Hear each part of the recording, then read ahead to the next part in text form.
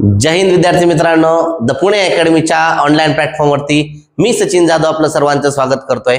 आपली जी free series सुरू झालेली आहे, आपला जो कोर्स आपण लॉन्च करतोय त्यामध्ये 5 डेमोचे लेक्चर आपण टाकतोय। त्यातील आज आपला डेमो नंबर 4 आहे। त्याच्या अगोदरचे डेमो जर विद्यार्थ्यांनी पाहिले नसतील तर कृपया आपल्या YouTube चॅनलला सबस्क्राइब करायचंय आणि त्यामध्ये जे व्हिडिओ टाकलेले आहेत ते व्हिडिओ काय करायचे, शांत पद्धतीने पाहायचे आहेत। ज्या मुलांना येणाऱ्या एक्झाम मध्ये दारूबंदीची तयारी करायची किंवा वनरक्षकची तयारी करायची अशा मुलांसाठी खास आपण महाराष्ट्रातील तमाम विद्यार्थ्यांसाठी अगदी कमी दरामध्ये, अगदी कमी प्राइस मध्ये आपण खास इंग्लिशचा कोर्स डिझाइन केलेला आहे। ओके, तर ही जी बॅच आहे या ठिकाणी आपण सुरू करतोय वनरक्षक धुराळा बॅच। याच्यामध्ये वनरक्षकलाही याचा फायदा होणार आहे, प्लस तुमची दारूबंदीसाठी सुद्धा याचा फायदा होणार आहे। तर ह्या बॅच मध्ये काय असणार आहे लक्षात ठेवायचंय, इंग्रजी व्याकरण संपूर्ण बेसिक टू ऍडव्हान्स याच्यामध्ये घेतलं जाणार आहे। लाईव्ह लेक्चर असणार आहेत, त्याचबरोबर रेकॉर्डेड लेक्चर नव्या पॅटर्न नुसार काय असणार आहे, पूर्ण सिलेबस त्या ठिकाणी घेतला जाणार आहे। एमपीएससी असू द्या, टीसीएस असू द्या किंवा आयबीपीएस असू द्या, कुठलाही पॅटर्न असला तरी त्या ठिकाणी नवीन पॅटर्न नुसार पूर्ण टीचिंग केली जाणार आहे। ह्या बॅच मध्ये बेसिक टू ऍडव्हान्स तुम्हाला इंग्लिश ग्रामर शिकायला भेटणार आहे, त्यानंतर बेसिक टू ऍडव्हान्स इंग्लिश व्होकॅब भेटणार आहे, त्याचबरोबर ई नोट्स तुम्हाला याच्यामध्ये ह्या कोर्समध्ये आपण काय करतोय, प्रोव्हाइड करतोय। आता ही जी बॅच आहे, ह्या बॅचची टोटल जी फी आहे 999 रुपये, परंतु तुम्ही जर ही बॅच 2 तारखेपासून 2 एप्रिल पासून तर 6 एप्रिल पर्यंत जर घेतली तर तुम्हाला ही बॅच अवघ्या 499 रुपयामध्ये तुम्हाला मिळणार आहे। जर तुम्हाला हे बॅच घ्यायची असेल तर तुम्ही प्ले स्टोअर वरती जाऊन हा लोगो असलेला द पुणे अकॅडमी ऍप्लिकेशन काय करायचं, इन्स्टॉल करायचंय आणि इन्स्टॉल करून तुम्हाला त्या ठिकाणी काही व्हिडिओज आपले युट्यूब वरती आहेत, जर युट्यूब वरचे व्हिडिओ आवडत असतील तिथे जाऊन तुम्ही काय करायचंय, परचेस सुद्धा करू शकतात। लक्षात ठेवायचं ही ऑफर फक्त 4 दिवस आहे। 4 दिवसानंतर याची प्राइस जी आहे ती वाढवली जाईल। ज्या विद्यार्थ्यांना आपले लेक्चर करायचे आहेत किंवा बॅच जॉईन करायचे आहे तर ते 2 तारखेपासून तर 6 तारखेपर्यंत बॅच काय करू शकतात, जॉईन करू शकतात। तर ही एक शॉर्ट मध्ये काय इन्फॉर्मेशन आहे आपल्या धुराळा बॅचची। आपल्याला वनरक्षकचा आणि दारूबंदीचा सगळा धुराळा करायचा आहे, त्यासाठी आपण ही धुराळा बॅच सुरू केलेली आहे।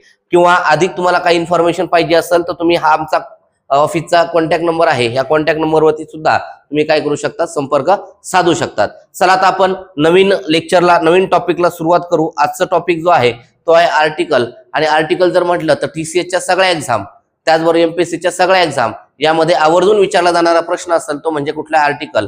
आर्टिकल वरती प्रश्न विचारला जातो। ज्याही विद्यार्थ्यांना आर्टिकल मध्ये प्रॉब्लेम येतो त्या विद्यार्थ्यांचा प्रॉब्लेम फक्त काही सेकंदात सुटणार आहे। काही सेकंदात कसा सॉल्व्ह करणार आहेत आपण पाहणार आहेत। आर्टिकल मध्ये भरपूर सारे तुम्ही काय करतात, नियम पाठ करतात, तर कुठलाही नियम न पाठ करता काही सेकंदात कसं सॉल्व्ह करायचं आर्टिकल इथं आपण पाहणार आहेत।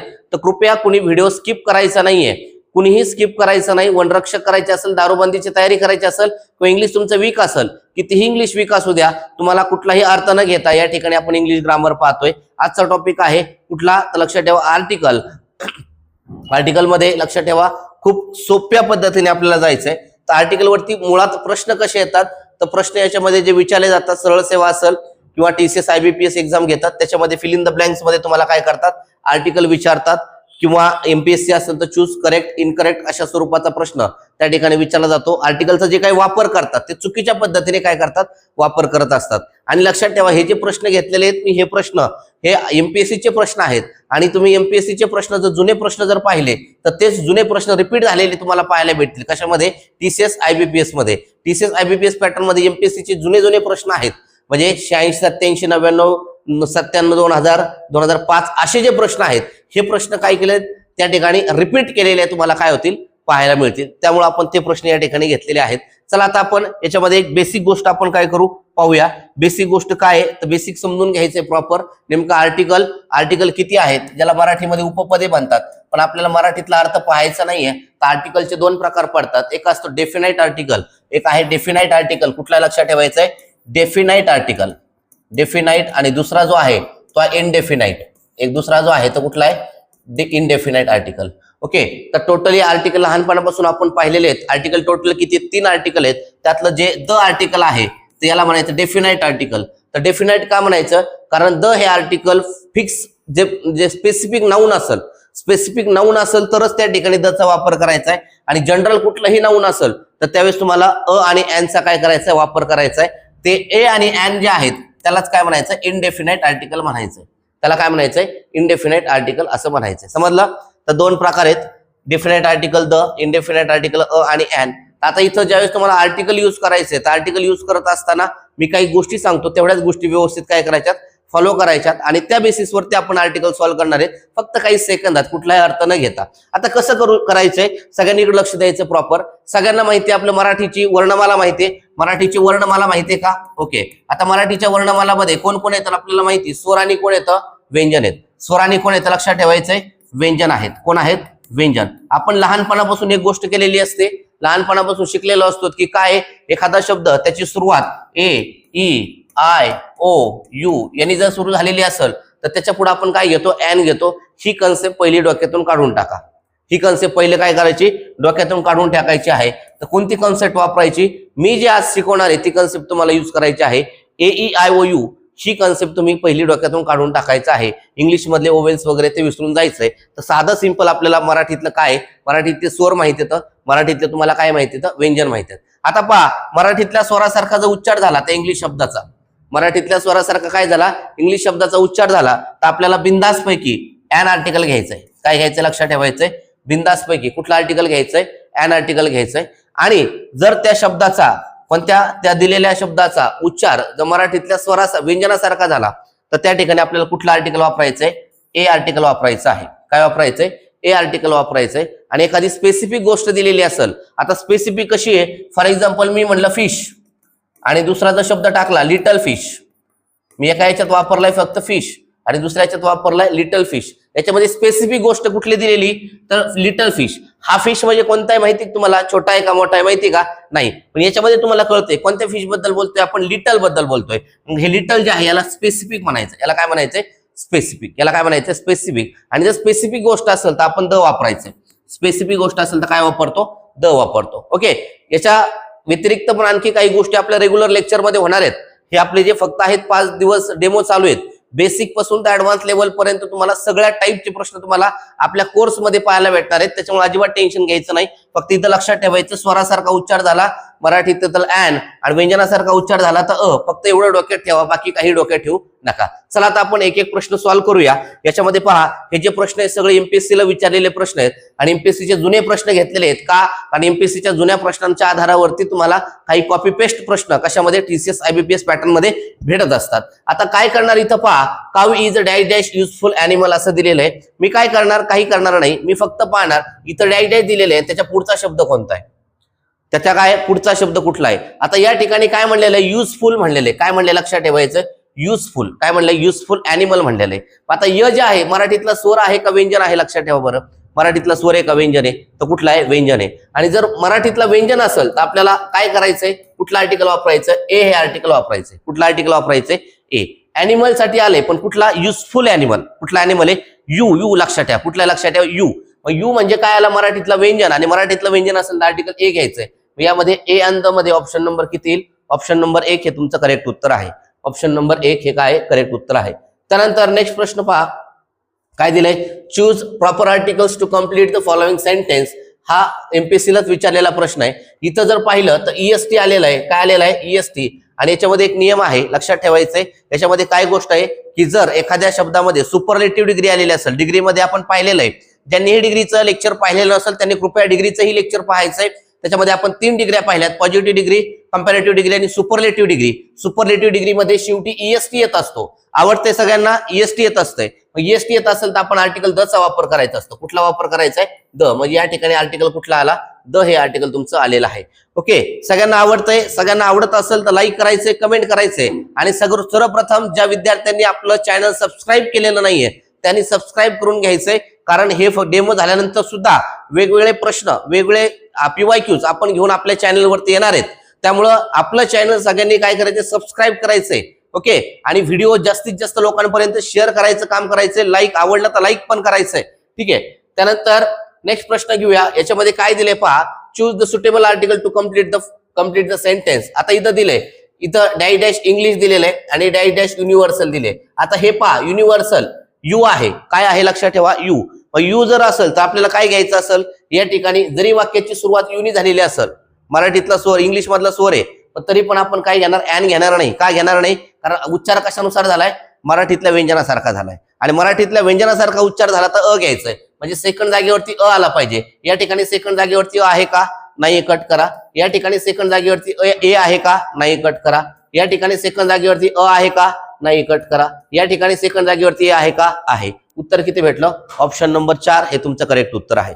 पहा किती साधं सिंपल आहे. याच्यामध्ये काय केलं आपण, पहिलं तर न काढता डायरेक्ट दुसऱ्यात पण काढलेलं आहे. ओके, आणि प्रश्न सॉल्व्ह करताना ही एक टेक्निक डेव्हलप करून घ्यायची. तुम्हाला जे उत्तर येतं तिथं तुम्ही एंट्री करायची. मग बरोबर ऑटोमॅटिक एलिमिनेट केलं की ऑप्शन काय होता, सो एलिमिनेट होत असतो. कधी कधी काय करतात समजत नाही, असं प्रश्न मोठा दिसला की तुम्हाला टेन्शन यायला लागतं की सगळंच आलं पाहिजे, असं काही नाहीये. असं काहीच नाही. रेग्युलर बॅच मध्ये आपण घेतलेले आहेत, लेक्चर घेतो, ऑफलाईनला पण घेतलेले आहेत, ऑफलाईनच्या विद्यार्थ्यांनाही सांगितलंय. त्याचबरोबर ऑनलाईनच्या बॅच मध्ये सुद्धा आपण सांगणार आहे की प्रश्न सॉल्व्ह कसा करायचा, टेक्निक कसं आहे. कारण लक्षात ठेवा, अभ्यास सगळेच करतात पण सगळे पास होतात का, नाही. का, कारण ते टेक्निक आहे. ज्याच्याकडे टेक्निक आहे तोच काय होतो, पास होत असतो. लक्षात ठेवायचं. नुसतं अभ्यास स्वतः करतो, त्याला डायरेक्शन नसेल तर लवकर आपल्याला यश भेटत नाहीये. ठीक आहे, चला आता त्याच्यानंतर नेक्स्ट प्रश्न पाहूया. आता इथं काय दिलेलं आहे पहा, मी काही करत नाही, मी फक्त शब्द या ठिकाणी वाचतो. ऍडव्हर्टाइजमेंट हा शब्द आहे, कुठला लक्षात ठेवायचा आहे, ऍडव्हर्टाइजमेंट. आणि त्याच्या अगोदर इथं फिल इन द ब्लँक्स दिलेला आहे. मग ऍ वरून काय लक्षात ठेवा, ऍ हा मराठीतला स्वर आहे का व्यंजन आहे, तर मराठीतला हा स्वर आहे. आणि जर मराठीतला स्वर असेल तर बिंदास पैकी काय यूज करायचंय, ऍन यूज करायचा आहे. मग ऍन वाला ऑप्शन चेक करा, ऑप्शन नंबर 2 हे तुमचं करेक्ट उत्तर आहे. ऑप्शन नंबर 2 पहा किती साधा आणि सिंपल आहे, याच्यामध्ये काही सुद्धा अवघड नाहीये. त्यानंतर आता इथं असं 2 जागा दिल्यात, मग लगेच टेन्शन येतं, काही टेन्शन घेऊ नका. आता इथं पहा काय दिलेलं आहे, डेथ ऑफ प्राईम मिनिस्टर. आता मला सांगा कोणाच्या डेथ बद्दल बोलतायत, प्राईम मिनिस्टरच्या बद्दल बोलतायत. कोणाबद्दल बोलतायत, प्राईम मिनिस्टर. म्हणजे स्पेसिफिक व्यक्ती आहे का कोणत्याही डेथ बद्दल बोललेलं आहे, नाहीये. मग स्पेसिफिक असेल त्याचा अर्थ या ठिकाणी काय आलं पाहिजे, द आर्टिकल आला पाहिजे. काय आलं पाहिजे, द आर्टिकल आलं पाहिजे. म्हणजे सुरुवात द ने झाली पाहिजे. सुरुवात द ने झाली पाहिजे म्हणजे ऑप्शन नंबर या ठिकाणी 1 येऊ शकतो, ऑप्शन नंबर 2 येऊ शकतो, ऑप्शन नंबर 4 येणार नाही, ऑप्शन नंबर 3 आणि 4 दोन्ही पण काय झाले, कट झाले. समजतंय. ओके, त्यानंतर इथं जो शब्द दिलाय युके दिलाय, काय दिलाय, युके. आता यू जर बघितलं तर यू स्वर आहे का व्यंजन आहे, मला सांगा बरं. यू स्वर आहे का व्यंजन आहे, हे व्यंजन आहे. म्हणजे काही झालं तरी त्या ठिकाणी एन येणारच नाही, म्हणजे सेकंड जागेवरती एन येणार नाही. म्हणजे हाही ऑप्शन तुमचा कट झाला. मग राहिलेला ऑप्शन हे तुमचं काय करेक्ट उत्तर आहे. कुठलं, द हे तुमचं काय करेक्ट उत्तर. एकदम साधं सिंपल आहे, काही टेन्शन घ्यायचं नाही. बघा बघा अशा टाईपचे प्रश्न आले की तुम्हाला टेन्शन येतं. अजिबात टेन्शन घ्यायचं नाही, मी सांगतो ना, अजिबात टेन्शन घ्यायचं नाही. तुम्हाला याच्यापेक्षा डेंजर प्रश्न आपण काही सेकंदात सॉल्व्ह करणार. फक्त मी सांगितलेल्या गोष्टी फॉलो करायच्या. मी सांगितलेल्या गोष्टी जर प्रॉपर फॉलो केल्या तर 100% उत्तर करेक्ट येणार आहे. आता इथं पहा कोण इथं, युनिव्हर्सल. म्हणजे वाक्याची सुरुवात कशाने झाली, यू ने झाली. यू असेल तर काय घ्यायचं आपल्याला, मराठीतला स्वर व्यंजन आहे आणि मराठीतलं व्यंजन असेल तर काय झाला, हा अ येणार आहे. पहिल्या जागेवरती अ कुठं कुठे चेक करा, या ठिकाणी अ आहे, या ठिकाणी अ आहे, या ठिकाणी अ आहे का, नाही, ऑप्शन कट झाला. त्यानंतर युकॅलिप्टस, हे पण काय, युकॅलिप्टस, युक्या म्हणायचं याला, काय म्हणायचं युक्या. हे पण काय झालं, य म्हणजे काय झालं, स्वरच झालं, व्यंजन झालं. आणि मराठीतलं व्यंजन असेल तर या ठिकाणी परत काय येणार आहे, ए येणार आहे. दुसऱ्या जागेवरती ए कुठं कुठे चेक करा, या ठिकाणी ए आहे का, नाहीये. म्हणजे याचा अर्थ हा ऑप्शन काय झाला, कट झाला. मला सांगा या ठिकाणी उत्तर आपल्याला एक तर भेटलेलंच होतं, दुसरं पण भेटलेलं आहे. मग या ठिकाणी नन ऑफ हा पण ऑप्शन कट झाला. डायरेक्ट कुठलं उत्तर भेटलं, ऑप्शन नंबर 2 भेटलं. का, कारण इथं युनेस्को आहे, याचा पण कशाने वाक्य सुरुवात होते, व्यंजन आहे. मग इथं सगळीकडे काय ए ए ए असं येईल. मग याच्यामध्ये ऑप्शन नंबर किती असेल, 2 नंबर हे करेक्ट उत्तर आहे. इतकं साधा आणि सिंपल आहे, लक्षात ठेवा. काही टेन्शन घ्यायचं नाही, एकदम साध्या सिंपल भाषेत शिकायचंय. इंग्लिश ग्रामर आपल्याला भीती का वाटते, तर का, कारण आतापर्यंत आपण इंग्लिश ग्रामर हे फक्त ट्रान्सलेशनद्वारे शिकलेलो आहे. ट्रान्सलेशनद्वारे नाही, लक्षात ठेवायचं. इंग्लिशच्या गोष्टी इंग्लिशमध्येच लक्षात ठेवण्याचा प्रयत्न करायचा आहे. सांगितलेल्या गोष्टी जर तुम्ही प्रॉपर फॉलो केल्या तर तुम्हाला इंग्लिशमध्ये चांगले मार्क येणार आहेत. दारूबंदी असू द्या, नाही तर वनरक्षक असू द्या, तिथं आपल्याला संपूर्ण महाराष्ट्रात धुराळा घालायचा आहे. 7 तुमची जर असेल तर 100% आपण धुराळा घालणार, तेवढं लक्षात ठेवायचं आहे. ओके, याच्यामध्ये पहा काय दिलंय, fill in the blanks. Okay, with appropriate article. हा क्लर्क 2015ला विचारलेला प्रश्न आहे. इथं पहा आयर्न दिलेलं आहे. आयर्न हे काय, लक्षात ठेवायचं, लोखंड. आणि आयर्न लोखंड म्हणल्यानंतर पदार्थ आहे, आणि पदार्थवाचक नामाच्या पुढे आर्टिकल येत नाही, हे लहानपणापासून आपण शिकलेलो असतो. म्हणजेच याचा अर्थ पहिल्या ठिकाणी नो आर्टिकल येईल. पहिल्या ठिकाणी नो आर्टिकल म्हणलं तर ऑप्शन कोणताही लक्षात ठेवा. पहिला ऑप्शन कट झाला, दुसरा ऑप्शन काय झाला, कट झाला. या ठिकाणी नो आर्टिकल येतोय. आणि इथं युजफुल आहे, म्हणजे परत काय झालं, य आलं. य आलं म्हणजे इथं कोण आलं, ए आला. म्हणजे नो आर्टिकल आणि अ असा पर्याय कुठे आहे, तर आपल्याला याच्यामध्ये ऑप्शन नंबर 3 हे काय होतंय, करेक्ट पाहायला भेटतंय. एवढं साधं सिंपल आहे, एवढं साधं सिंपल आहे. आता हा प्रश्न बघितल्यानंतर तर काही लोकांना टेन्शन येतं. अजिबात टेन्शन, चिल्लर आहे, चिल्लर. हा प्रश्न चिल्लर आहे, लक्षात ठेवा. कसा चिल्लर आहे, काही टेन्शन घ्यायचं नाही. तुम्हाला जिथं माहिती तिथे एंट्री करा, जिथं माहिती तिथे एंट्री करायची, प्रॉपर करायची, घाबरायचं नाही अजिबात. प्रश्न सॉल्व्ह करायचा आहे. काही मुलांना 4 ऑप्शन बघितले कसं घाम फुटतो. काही घाम फोडायचं नाही, काही फुटायचं नाही, काही गरज नाही. साधं सिंपल आहे आपल्याला. बघा इथं कोण दिलेलं आहे, वाइंडी दिले, बरं असू द्या, वाइंडी काय. इथं कोण दिलंय, बोर्ड दिलाय. बरं, त्याच्यानंतर इथं कोण दिलाय? सेल दिलाय. इथं कोण दिलाय? कॉस्ट दिलाय. म्हणजे याचा अर्थ कुठेही काय झालं तर मराठीतल्या स्वरासारखा उच्चार होतोय का? मराठीतल्या स्वरासारखा उच्चार होत नाही. म्हणजे याच्यात पहिलं फिक्स झालं की ऍन कुठेच येणार नाही. कळतंय का? ऍन कुठेच येणार नाही. ऍन वाले ऑप्शन उडवा ना. इथं ऍन आहे, कट करा. ऍन इथं आहे, कट करा. ऍन इथं आहे, कट करा. आलं ना उत्तर? आलं उत्तर. काय करायचे? काहीच केलं नाही आपण, काहीच केलं नाही. फक्त काय केलं? मराठीतले शब्द बघितले, मराठीतले शब्द व्यंजनाप्रमाणे आहेत, तर आपल्याला माहिती ऍन येऊ शकत नाही. फक्त ऍन ऑप्शन कट केले, आलं उत्तर. किती वेळ लागला बरं याला? काही सेकंदाच्या आत आलेले. ओके. आणि बघा हे प्रश्न तर काही असं 4-4, 5-5 आर्टिकल म्हणतात, एकदम सोपं आहे हे. याच्यात वेगवेगळ्या ट्रिक्स आहेत आपल्याकडे, लक्षात ठेवा. हे किती सेकंद, हे तर वाचलं बी नाही आपण, फक्त कशावरती काढले? एलिमिनेशन करून प्रॉपर काढलेलं आहे. ओके. त्याच्यामुळे अजिबात लोड घ्यायचा नाही तुम्ही.